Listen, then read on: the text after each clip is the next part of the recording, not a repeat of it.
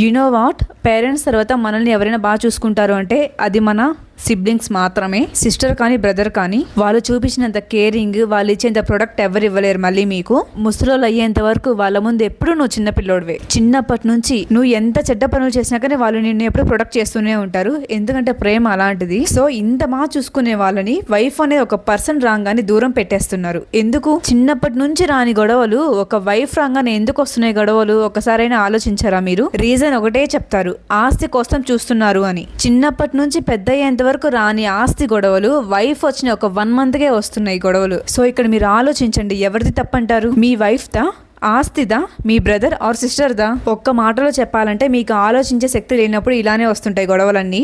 So అలా గొడవ అనేది పెద్దదవుతుంటది. ఒక టైంలో బ్రదర్ కానీ సిస్టర్ కానీ ఒక మాట అన్నారనేసుకోండి, ఇంకంతే. ఆ తమ్ముడు కానీ చెల్లెలు కానీ ఇదే చిక్కిందే ఛాన్స్ అని చెప్పేసి అమ్మో చిన్నప్పటి నుంచి చూపించినంత ప్రేమ అంతా మర్చిపోతారు.